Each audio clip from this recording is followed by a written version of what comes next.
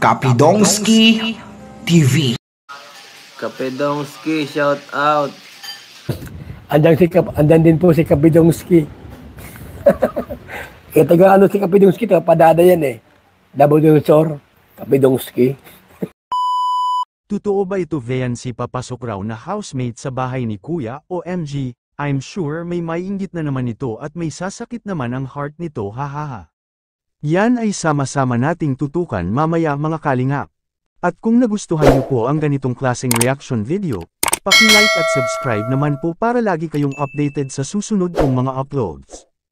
At salamat sa walang sawang pagmamahal at suporta kay Kuya Val Santos Matubang at Idol Kalingap Rab. Paalala, panoorin at tapusin ang video na ito para malaman mo kung ano ang nilalaman nito bago mag-comment. Ngayon balik tayo sa topic. Grabe na talaga itong si Viancy, iba na talaga ang kasikatan ni Viancy ngayon. Totoo kaya ito na kukunin raw si Viancy na magiging housemate sa loob ng bahay ni Kuya?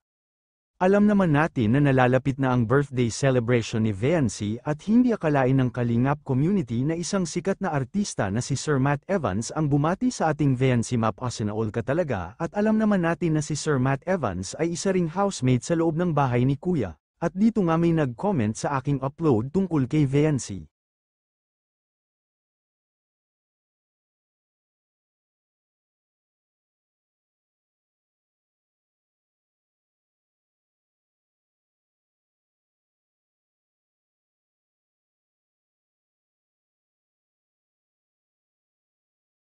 Ayon nga kay Divina Gracia Salas, baka nagparamdam raw si Sir Matt kay Viancy at imbitahan si Viancy para maging housemate sa bahay ni Kuya, ay bakit hindi naman?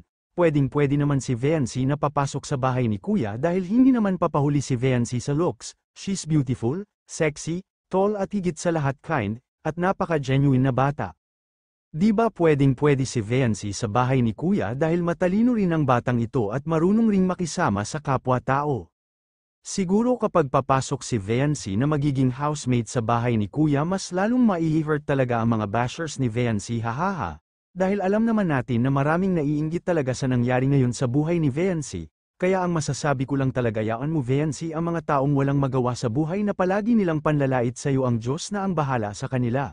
May kasabihan nga. Yung mga taong marunong magpagkumbaba sila, yon ang mga itinataas ng Panginoon. Basta yaan mo lang sila Viancy dahil maraming nagmamahal sa iyo at lalo yang luluwa mata nila dahil sa inggit. Di mas lalo pinagpala ngayon si Viancy dahil never siya sumagot sa mga taong ayaw sa kanya. Kayo mga idol, ano sa palagay ninyo? Di ba bagay kay Viancy na maging housemate ni Kuya? Comment down below mga idol at ating pag-usapan. God bless mga idol. Huwag mo silang pansinin. Okay? Bakit? Kasi inggit sila. Why? Kasi akin ka.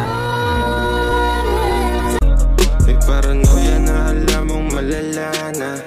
Mga mahika mo shit di ko magana. Kaya kahit parang totoo, hirap maniwala sa malamig kong puso na pilit mong ginambala.